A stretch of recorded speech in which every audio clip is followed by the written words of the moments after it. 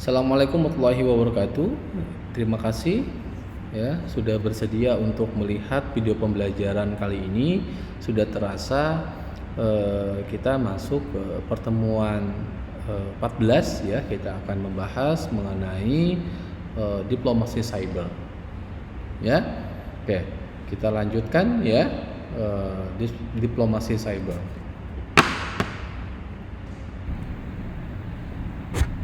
Oke, kita akan melihat bagaimana diplomasi cyber ya dari sisi definisi dan bagaimana peran diplomasi tersebut.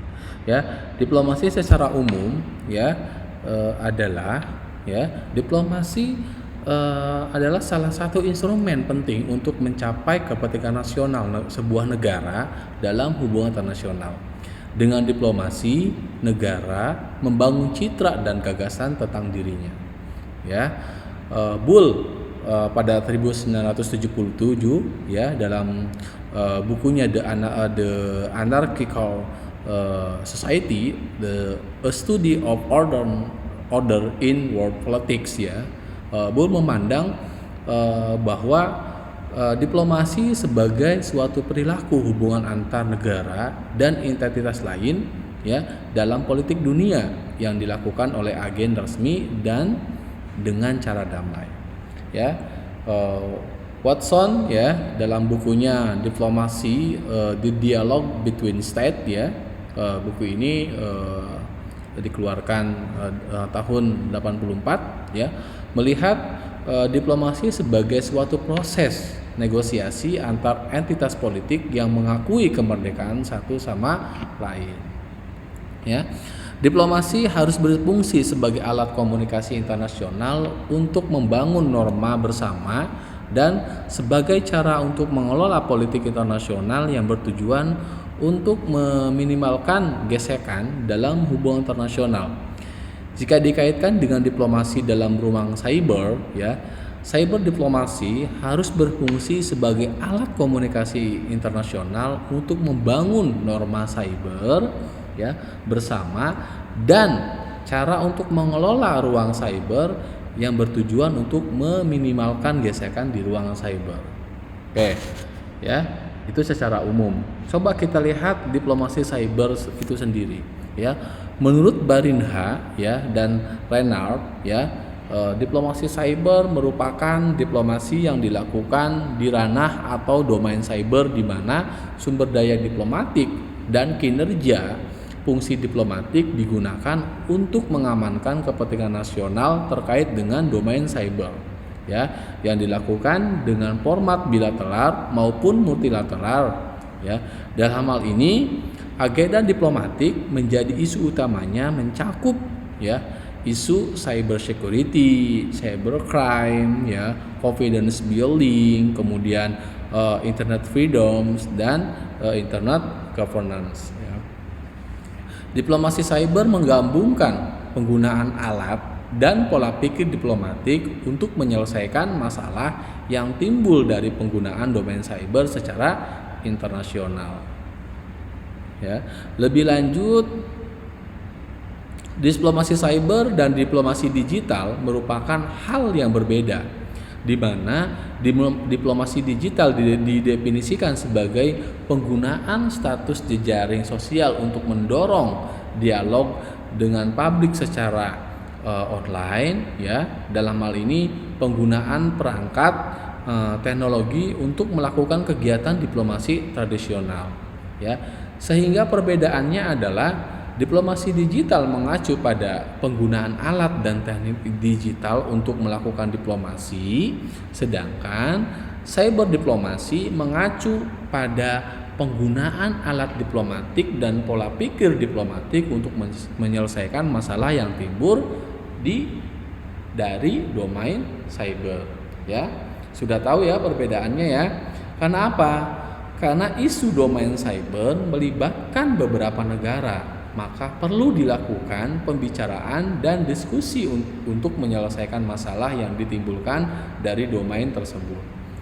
Selain itu juga penting untuk bekerja sama mengantisipasi serangan cyber, ya, insiden cyber dan potensi perang cyber di masa depan. Ya, diplomasi cyber dapat menjadi alternatif untuk menciptakan kerjasama tersebut dalam mencegah ancaman cyber. Namun, namun karena teknologi cyber umumnya dimiliki oleh swasta, oleh karena itu diplomasi cyber yang efektif juga harus melibatkan aktor swasta seperti individu, pakar, teknokrat, sehingga menciptakan private partnership. Ya, oke. Dalam hal ini, peran diplomasi atau diplomat adalah yang pertama, melakukan komunikasi transnasional karena ancaman cyber memiliki efek limpahan ke negara lain, sehingga kerjasama internasional harus didorong. Yang kedua, diplomat akan sangat membantu dalam mengarus utamakan gagasan keamanan cyber dan ancaman cyber ke agenda internasional, yang ada ke agenda internasional yang ada, seperti melalui aspek hak asasi manusia, kebijakan pembangunan, perdagangan, bahkan ke hak asasi intelektual. Yang terakhir, diplomat yang mengetahui bagaimana teknologi baru bekerja akan sangat membantu dalam mensosialisasikan isu keamanan cyber dan ancaman cyber di pemerintahan nasional serta masyarakat. Setelah kita mengetahui definisi diplomasi cyber, kita akan teruskan melihat bagaimana dalam diplomasi cyber, kita lihat kasusnya di Uni Eropa. Tolong simak. Pada kasus Uni Eropa telah terdapat inisiatif cyber diplomasi Toolbox, dengan peran koordinasi antar negara Uni Eropa untuk membahas isu-isu domain cyber. Tujuan dari cyber diplomasi Toolbox ini menangkal insiden cyber menggunakan komunikasi politik dan teknis di antara negara-negara Uni Eropa. Untuk mencapai tujuan tersebut, maka kerjasama melalui upaya diplomasi dilakukan antara EES atau European External Action Service dan European Commission di satu sisi, dan antara Uni Eropa dan negara anggota di sisi lain. Pendekatan Uni Eropa terhadap diplomasi cyber internasional didasarkan pada komitmen Uni Eropa terhadap multilateral agreement dan rule based order, sebagai tanggapan diplomatik bersama terhadap serangan cyber yang dapat menimbulkan ancaman bagi Uni Eropa dan atau negara anggotanya. Puncaknya dari strategi diplomasi cyber Uni Eropa adalah cyber diplomasi Toolbox yang memungkinkan negara-negara anggota Uni Eropa untuk merumuskan tanggapan yang terpadu dan terkoordinasi terhadap ancaman cyber dan serangan cyber. Cyber diplomasi Toolbox juga mencakup langkah-langkah diplomatik dalam kebijakan luar negeri dan keamanan bersama Uni Eropa atau European Union Common Foreign and Security Policy yang dapat digunakan untuk melawan cyber related threat. Dalam cyber diplomasi Toolbox ini juga terdapat respon yang proporsional dengan ruang lingkup, skala, durasi, intensitas, kompleksitas, kecanggihan, dan dampak aktivitas cyber. Respon ini dalam tataran diplomasi dapat berupa pernyataan yang mengutuk hingga tindakan yang lebih memaksa seperti penjatuhan sanksi.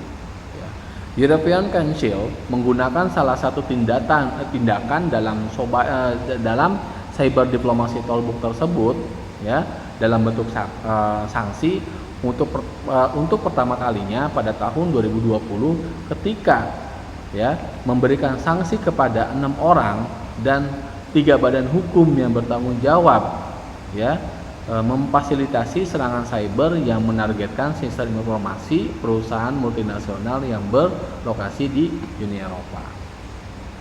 Ya. Lebih lanjut, European Commission ya telah mengidentifikasi transformasi digital sebagai prioritas EU sehingga ya diplomasi cyber diharapkan dapat menciptakan kondisi supranasional, demokrasi, ekonomi dan teknologi, baik secara internal maupun eksternal. Ya, untuk menyediakan infrastruktur, pengetahuan dan teknologi mutakhir yang diperlukan untuk menghadapi tantangan bersama. Hal ini dapat terlihat upaya European Commission mendesak negara anggota untuk waspada terhadap investasi asing langsung atau akuisisi aset strategis, terutama dalam ekonomi digital oleh negara ketiga. Kewaspadaan ini muncul karena terdapat resiko yang ditimbulkan oleh volatilitas ya atau evaluasi saham Eropa ya dari adanya investasi asing di sektor digital. Selain itu, jaringan dan rantai pasokan global dalam sistem keuangan dan perdagangan yang terintegrasi dengan pengelolaan internet dapat digunakan oleh negara-negara kuat sebagai senjata untuk melawan negara Uni Eropa. Selain itu, Uni Eropa telah mengeluarkan sejumlah kebijakan seperti EU Digital Strategy, kemudian Data Strategy, White Paper on Artificial Intelligence, ya, European Approach to Excellence and Trust, ya, kemudian Cyber Security Strategy and Legal Framework, kemudian di Autonomous Cyber Sanction Regime, ya. Oleh karena itu, Uni Eropa Cyber Diplomasi merumuskan suatu kerangka kerja di tingkat Uni Eropa yang melibatkan institusi publik, sektor usaha dan komunitas ilmiah serta civil society. Langkah awal dari kerangka kerja ini adalah pembentukan European Cyber Security Industrial, Technology and Research Competence Center.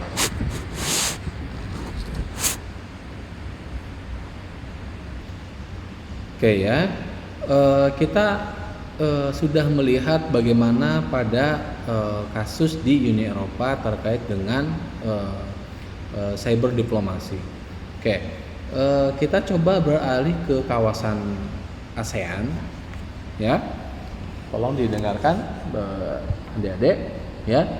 Ada dua pendekatan yang sangat berbeda untuk pengaturan domain cyber, yaitu digital sovereignty dan multi-stakeholder governance. Ya, dengan pendekatan-pendekatan yang diadvokasi oleh dua mitra dagang terbesar ASEAN, yaitu China dan Amerika Serikat, hal ini membuat ASEAN terdapat pada posisi yang sangat sulit, karena tidaklah bijaksana jika negara-negara ASEAN harus memihak pada salah satu pihak.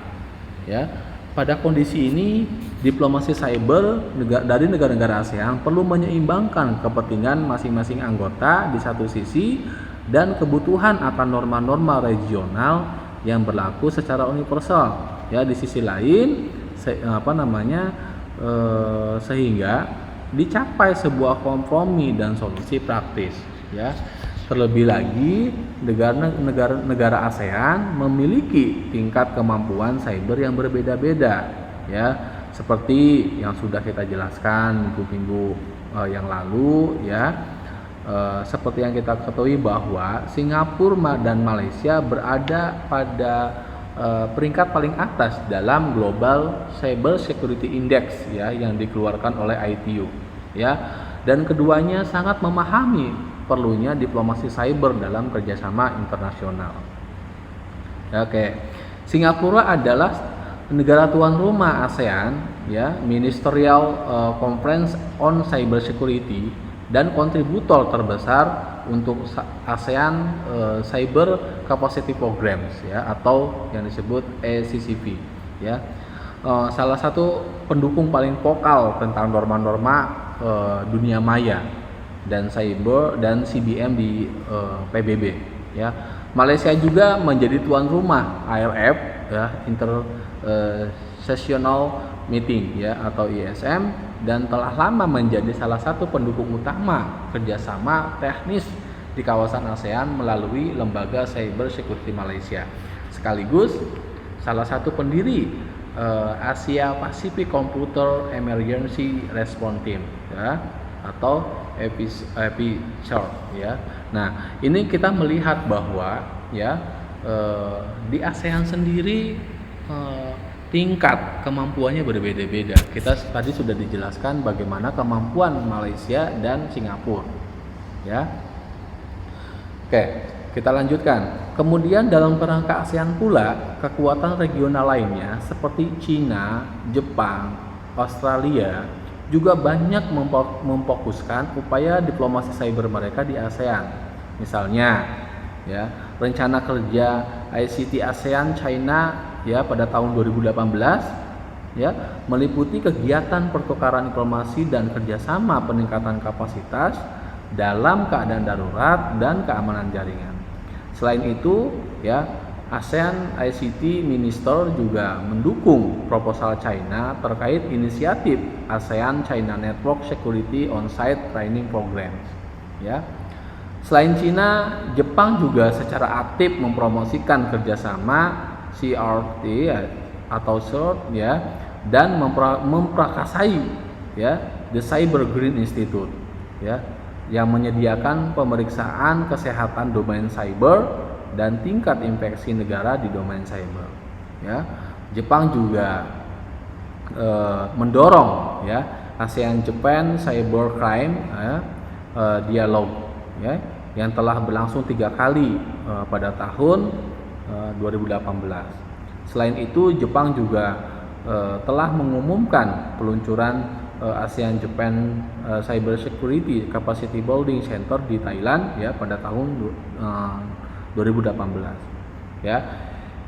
International Cyber Engagement strategi milik Australia, ya, yang diluncurkan pada Oktober 2017 bertujuan untuk memperkuat upaya berbagi informasi, kerjasama tanggapan terhadap insiden cyber dan tata kelola domain cyber di kawasan Indo-Pasifik.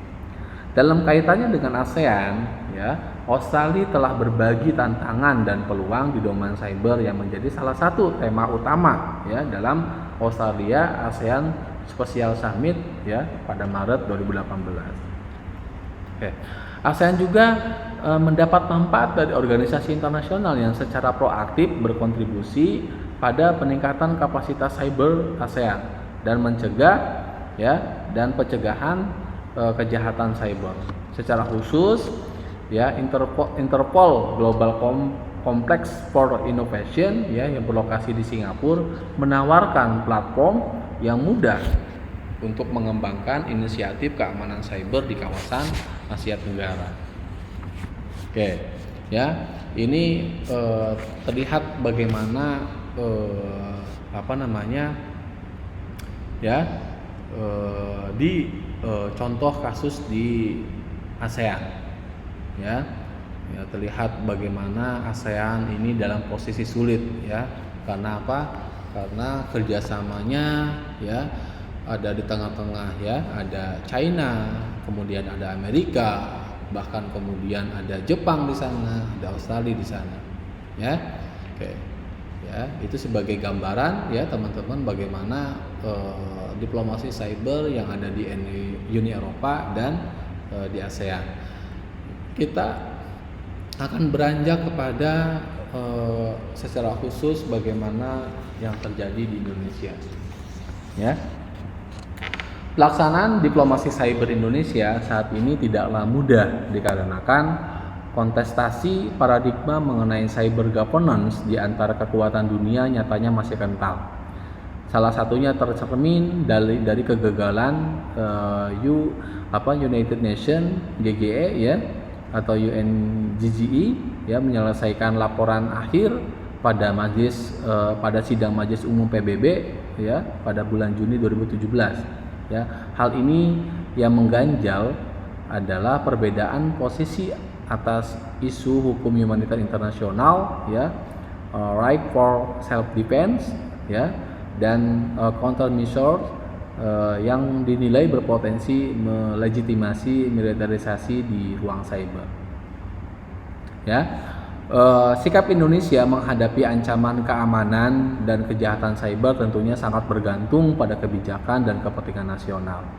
Ya, dalam hal ini untuk menghadapi dinamika tersebut, diplomasi cyber Indonesia memerlukan kemitraan dalam konteks kerjasama internasional menjadi hal yang tak terelakkan. Ini menjadi penting bagi Indonesia. Tidak satupun negara yang dapat menghadapi ancaman cyber tanpa kerjasama internasional. Mengingat sifat ancaman kejahatan cyber yang bersifat lintas negara dan kompleks, ya.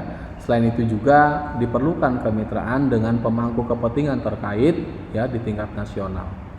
Kolaborasi secara berkelanjutan dan konsisten antara pemerintah dan sektor swasta dan masyarakat menjadi faktor penting dalam mendukung diplomasi cyber.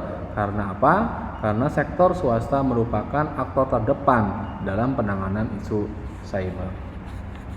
Di tingkat nasional berdirinya BSSN ya menjadi pesan penting akan tingginya keseriusan pemerintah menghadapi masalah keamanan cyber. BSSN diharapkan dapat berperan aktif dalam mengkoordinasikan strategi dan visi kebijakan cyber nasional. Ya, fungsi sebagai pelaksana diplomasi cyber itu sendiri melekat pada Deputi 2 bidang proteksi yang mempunyai tanggung jawab yaitu di bidang tata kelola keamanan informasi dari peralatan, alat pendukung, manajemen kunci, frekuensi, jaringan intra, serta audit keamanan informasi, serta fungsi diplomasi cyber dan focal point kerjasama.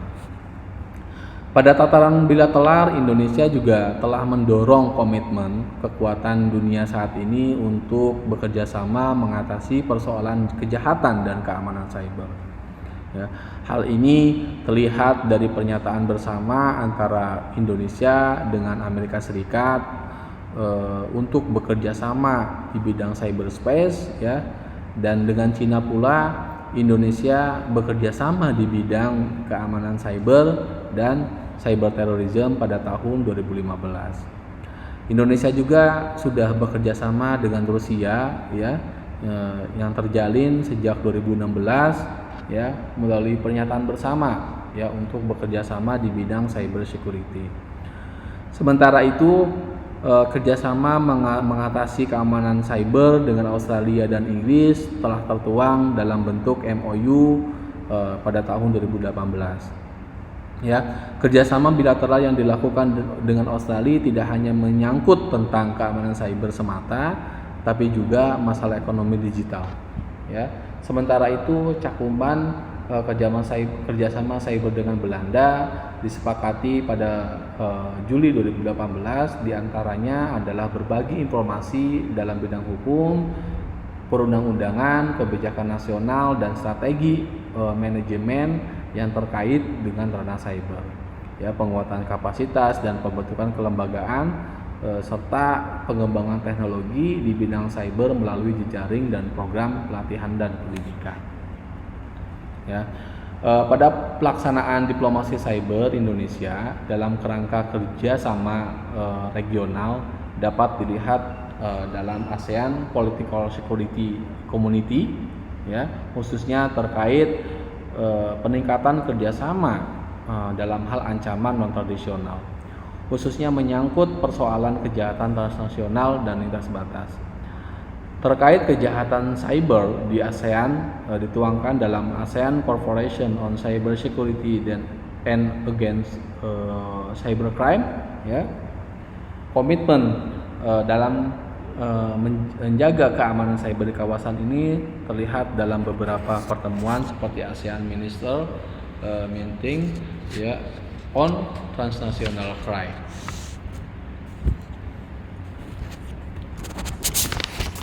Oke. Ya. ASEAN juga terdapat di ASEAN Telecommunication Regulatory Council ya, kemudian ada ASEAN Senior Official Meeting Transnational Crime ya. Kemudian diadopsinya ASEAN Declaration to Prevent and Combat Cybercrime pada tahun 2017 bernilai penting karena untuk pertama kalinya ASEAN memiliki posisi bulat mengenai kejahatan cyber.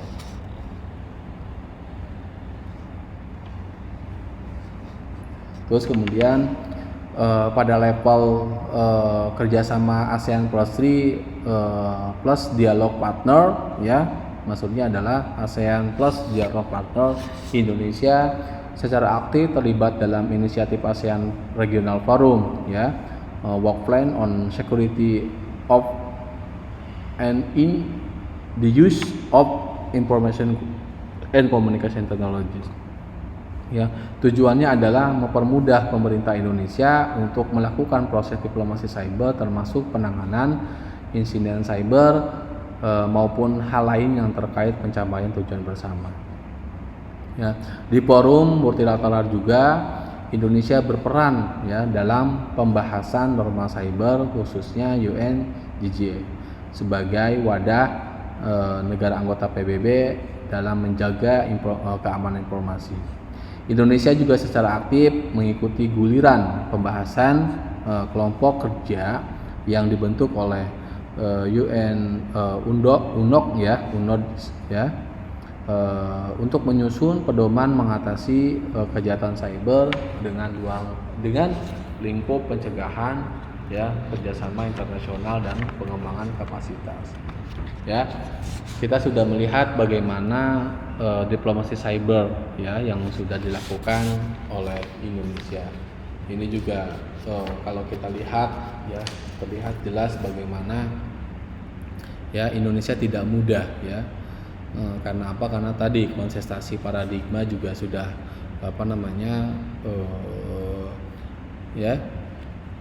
masih kental ya, bagaimana perubahan-perubahan yang akan terjadi di domain cyber itu tadi ya. Jadi sikap Indonesia juga ya dalam menghadapi ancaman juga akan tergantung pada kebijakan dan kepentingan nasionalnya. Jadi saya pikir ya untuk terakhir bahwa harapannya dengan berdirinya BSSN ini ya menjadi pesan penting sebetulnya ya bagi keseriusan pemerintah dalam menghadapi keamanan menghadapi masalah keamanan cyber. Oke, terima kasih. Nanti kita akan coba diskusikan ya. Kita akan tanya jawab ya di pertemuan sinkronus. Terima kasih ya. Oke.